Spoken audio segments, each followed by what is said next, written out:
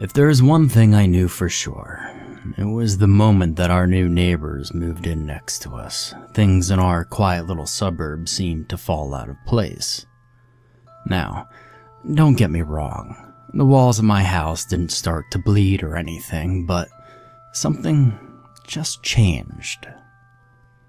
The first day the Smiths moved in, my mom made it her goal to make the new foreigners feel welcomed in our little covenant-controlled community.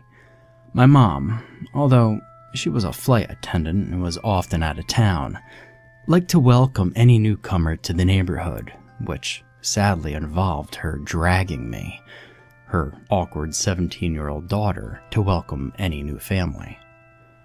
The Smiths, if I could describe them in one word, seem very strained. The couple both had a set of dark circles under their eyes, and after flashing my mother and I with an exhausted smile, they introduced themselves and their baby, whose name seems to have escaped me.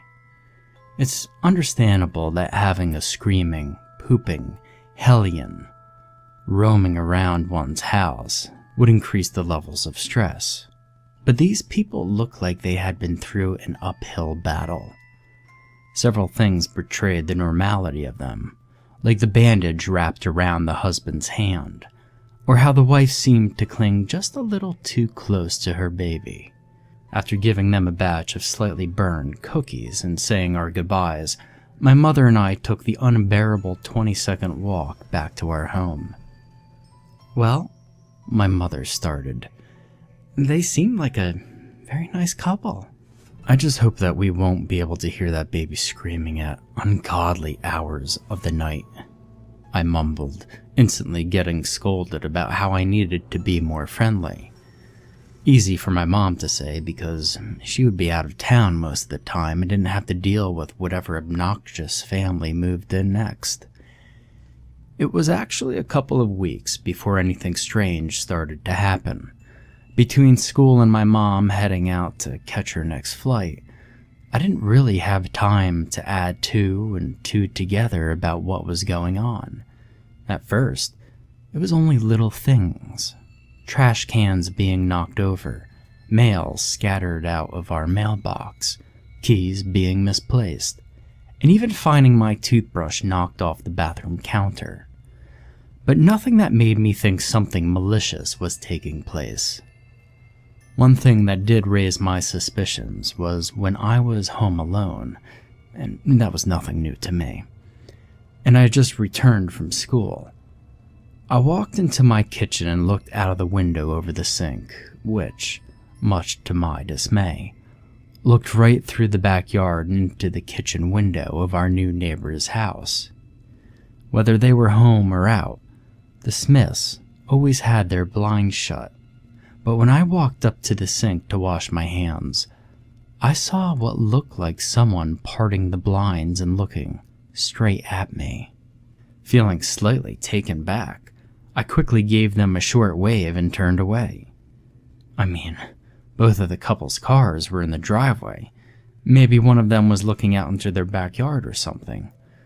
I didn't realize that the eyes from behind the window kept watching me until I disappeared down the hallway to the bathroom. Sitting at the kitchen table and dining on the cheapest Chinese takeout I could order, I strained to finish my math homework, and I nearly jumped out of my skin when I heard a crash from my garage, accompanied by my dog barking like an idiot. "Kimbo!" I yelled, throwing open the garage door, looking accusingly into the dog run, trying to get a glimpse of the clumsy canine. However, Kimbo stood innocently in the center of the caged enclosure, but stared intensely at the once neatly stacked pile of wood. Walking into the cold room and flicking on the light, it looked as if someone had pulled out the bottom of the stand the wood had once sat on, leaving all of it to topple to the floor. I sighed and lazily nudged the wood into a makeshift pile, not feeling motivated enough to restack it all. But as I reached the back of the pile, which had the highest stack of wood on it, something shifted under the wood and moved deeper into the garage.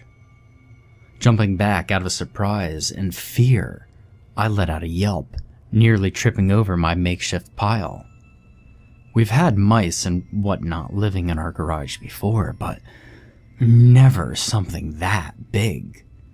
Was it possible that a rat or even a possum had made its way into our house to escape the bite of the winter cold? And not wanting to mess with any rabies-infested rodent, I let Kimbo inside the house, but left the doggy door leading to the outside of the garage open, in hope that whatever crawled in would crawl right back out. Finishing my subpar dinner and settling down for bed, I couldn't stop thinking about what was in the garage. I couldn't shake the feeling that whatever was in the woodpile was something more. It was like that unsettling feeling when you think you've left the oven on. You suspect that something is wrong, but still try to brush it off. I tossed and turned all night, waking up at the sound of the heater turning on or hearing Kimbo shift in his sleep.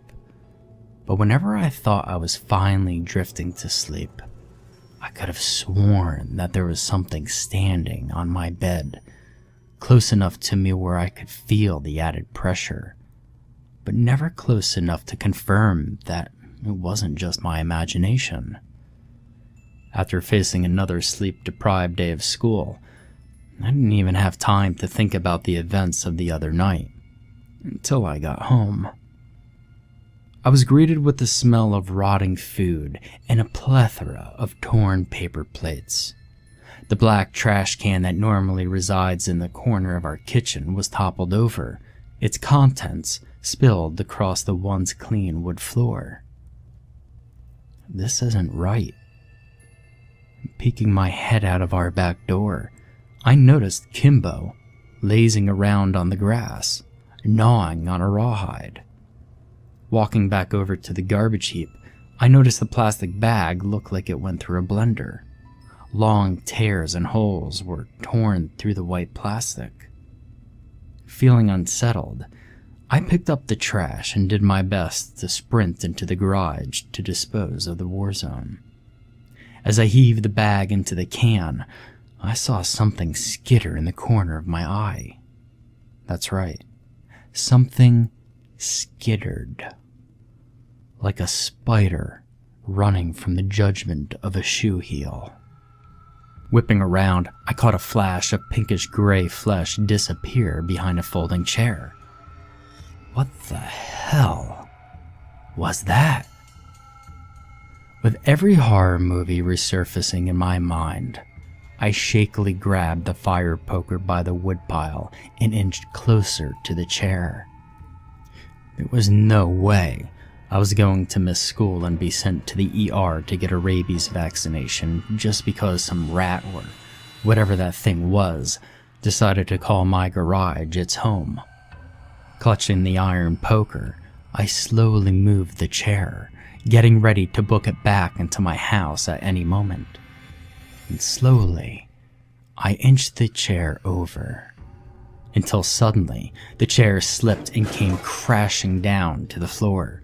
A sharp hiss rang out through the garage.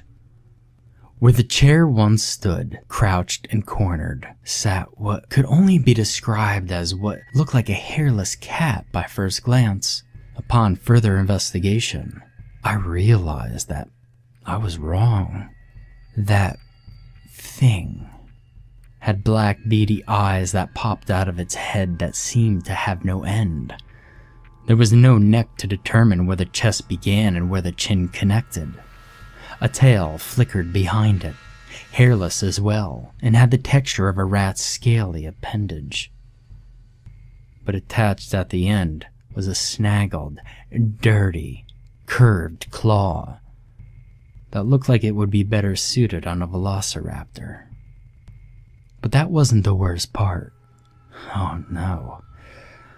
The part that sent chills up my spine was when that thing hissed at me again, revealing rows of needle-thin, sharp, and unorganized, yellowing teeth. Like how a shark has extra rows of teeth. It had at least 2 rows of snapping teeth on the bottom of its jaw. It lurched up on its spindly, long, emaciated-looking legs, and his abdomen stood at least 1 foot off the ground. At first, I thought it was just baring its teeth at me, telling me to back off. But then I realized that it was, well, smiling, grinning.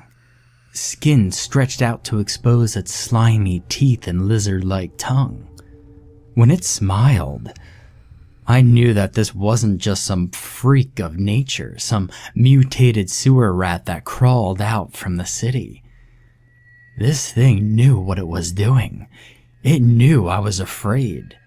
It had some kind of thought pattern because I've never seen any animal, crazed or afraid, with that kind of evil intent in its eyes. I couldn't help but to let out a scream, stepping back and holding the fire poker with both hands, trying to inch my way back to the door, but the creature wasn't planning on letting me go.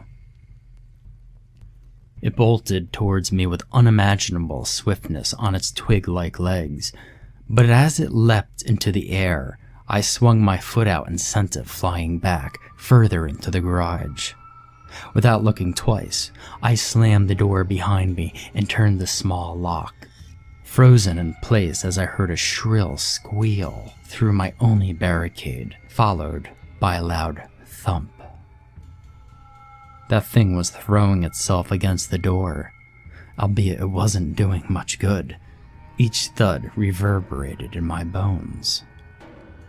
I don't know how long I stood there, pressed against the door with tears streaming down my face, but when it finally stopped, I ran to grab my cell phone off the couch. At this point, I didn't care that I was in hysterics when I got my mom on the phone, trying to explain what happened through sobs and heaves. But by the time she had managed to hear the full story, she was instantly irritated, thinking that I had let my overactive imagination get the best of myself. But nonetheless, she said that her flight had just landed back home and would return in about an hour.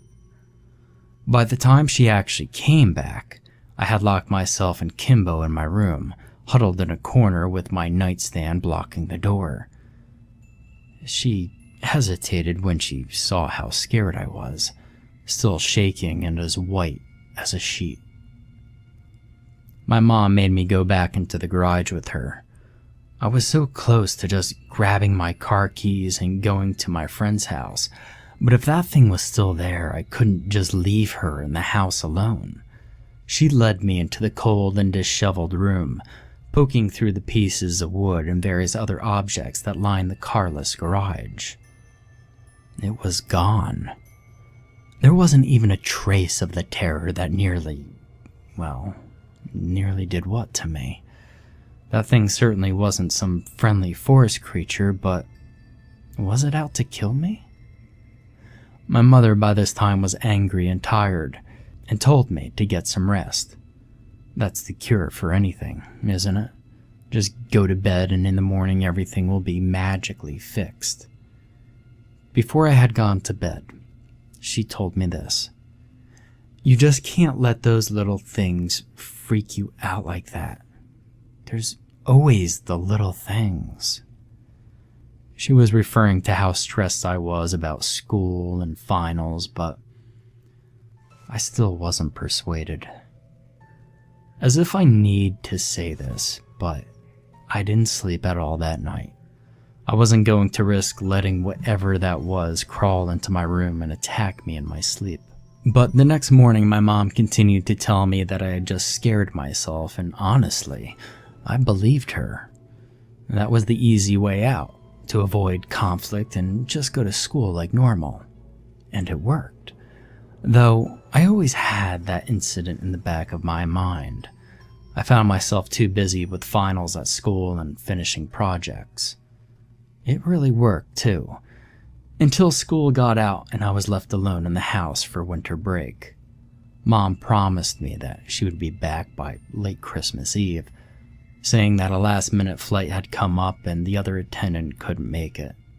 As much as I wanted to beg and cry for her to stay, I just let her go. It wasn't worth arguing over something like this with my mother when she had a predetermined ending in her mind.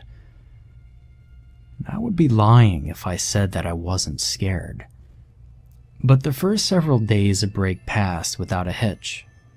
I had Kimbo at my side 24/7, and made sure I was always within arm's reach of the fire poker I had managed to hide from my mom. I may have been on edge, but really, nothing strange happened. It was like everything returned to normal. I felt like I could finally relax. December 24th was here, and I had decided to just spend the rest of my afternoon watching cheesy Hallmark movies and eating popcorn. Before I knew it, the sun was setting, even though it was only about 6, one of the disadvantages of winter. It was perfect, and I had a nice fire going. Kimbo was curled on the couch with me, and my mom was going to be home in a few hours. And then I heard it, that sound that made all the fear and panic suddenly resurface and settle into my gut. That skittering sound, getting louder and closer with each passing second. But it wasn't coming from the garage. It was coming from the hallway beside me, next to the end of the couch. The light from the TV and fire was enough to partially penetrate the darkness of the hallway, and I pray to whatever God is up there that it hadn't. That thing was coming towards me, barely shrouded by the darkness, but the last time I had seen it move, it was in a short and fast burst. No, this was something else altogether. The thing pranced, as if it was a puppet being controlled by a toddler, its twisted gait heaving itself up and down on spindly legs. It didn't stop smiling, not even when I screamed louder than I ever have, throwing myself off the couch and reaching for my fire poker. Before my hands could even brush the cool iron of my closest weapon, I felt something latch onto my calf. What felt like hundreds of needles piercing my flesh and sinking deeper into the soft muscle. Letting out a cry of agony and looking back, I saw that it had sunken its rancid teeth into the back of my leg. It was faster than I thought it could be. I felt paralyzed, frozen in time as I tried to reach for the poker, but to no avail. In my panic, I didn't hear the loud snarling and growls as Kimbo launched himself at the monster, sinking his own teeth into the hairless flesh of the beast.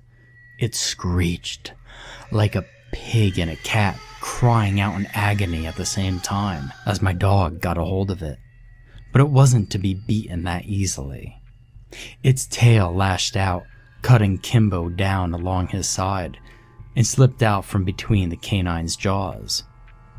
Letting out a whine, Kimbo backed off, but the creature skittered off to the nearest doorway. The basement. As quickly as I could, I pulled myself up and grabbed the fire poker.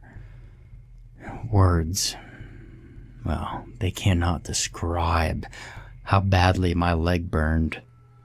I never imagined the pain would be like this, and was always under the impression that adrenaline would cover up any injury. Not only that, but the bite was deep, and blood was already seeping through my pant leg. I knew that I couldn't focus on that now, though. That monster had waited for me to let my guard down. It watched and waited since it last attacked me, and I won't let it win. I can't let this thing hurt me or my mom, or Kimbo. I had to kill it.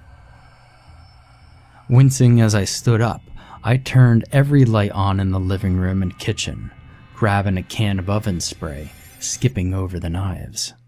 There was no way in hell I was going to get that close to that thing just to cut it. Shakily standing at the top of the stairs, I let out a hushed whimper. It just had to be the goddamn basement. The one place that only had one exit. I flipped the light on at the top of the stairs and slowly made my descent, making sure not to let my leg give out from under me.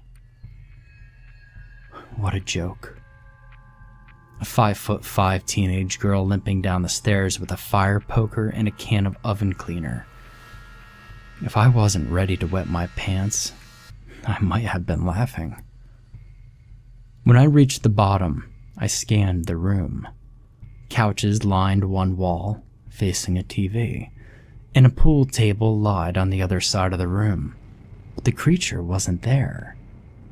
I turned around and peered into the darker corner by the end of the couch, still shaking, and realized that when my mom came home, she would kill me when she sees all the blood on the carpet.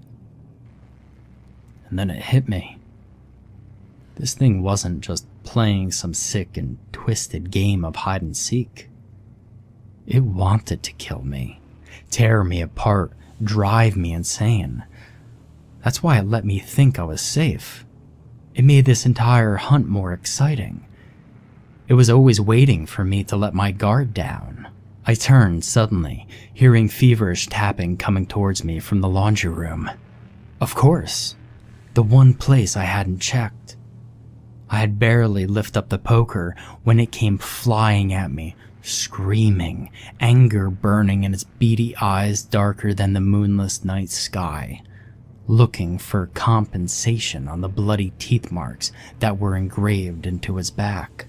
Out of reflex, I swung the iron rod at it and found purchase in the thing's side, sending it into a nearby wall. I couldn't hold my ground down here. If I got cornered, it would be game over. Turning heel, I began to sprint up the stairs, but almost immediately fell flat on my face when my leg gave out under me. I could hear the skittering getting closer, and I dropped the poker to grab the can of oven spray. Hands shaking so violently, I almost dropped the cool black cylinder down the stairs. As the monster reached my feet, I unleashed a cloud of suffocating and stinging spray from the can, making sure to aim it right into its black, unblinking eyes. If it wasn't angry before, it was furious at this point. I took the opportunity to climb up the stairs as the beast screeched and whipped its head around, feeling the chemical blend seep into its sensitive flesh. As I finally reached the top, I felt lightheaded and dizzy, most likely due to the wound in my leg that was still bleeding. I leaned on the counter in search of a new weapon, but this monster had no intention of giving me even a second to spare. It threw itself up the stairs, not trying to achieve speed or stealth, but instead was in such a murderous rage that its only goal was to catch me. By the time I had reached the knife rack, I turned to see it barreling toward me. I held my right arm out in self-defense as it jumped, but to no avail. I only succeeded in giving it a new piece of flesh to sink its stinking teeth into. And I hadn't noticed till now, but there was an intense stench of rotting eggs being emitted from the thing's mouth.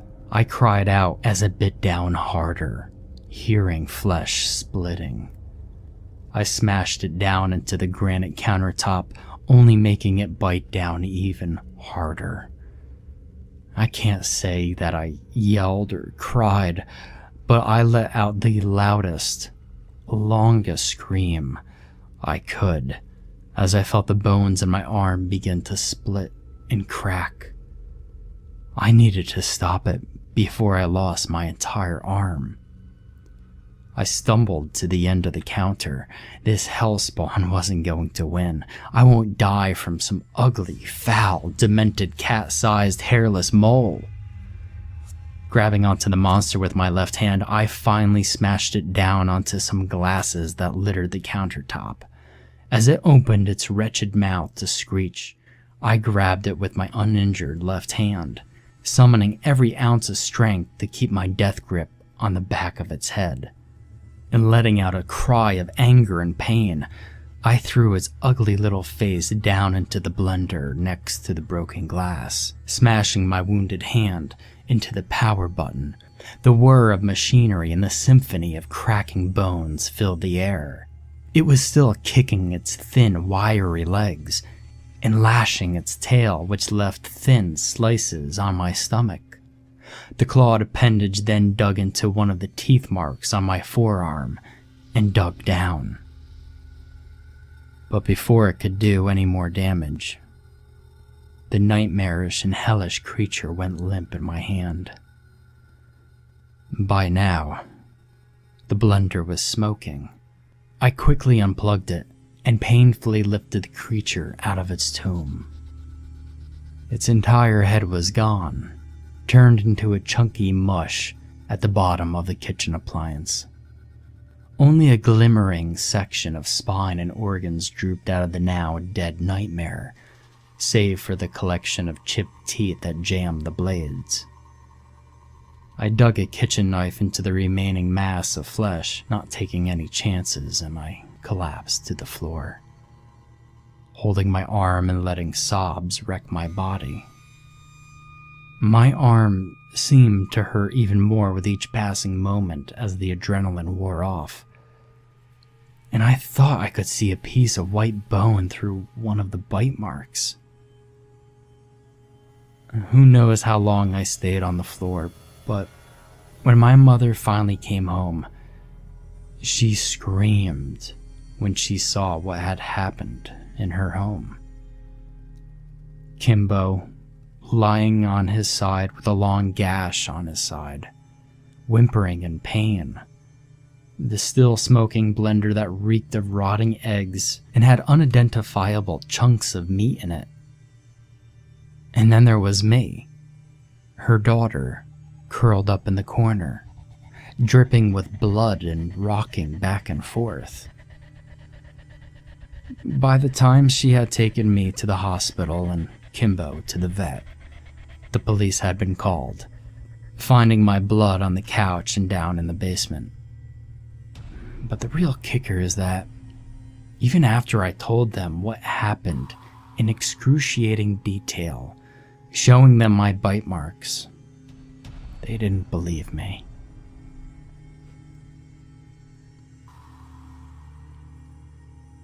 They told me that it was some wild, mangy animal that had crawled out from the forest and found itself in my house.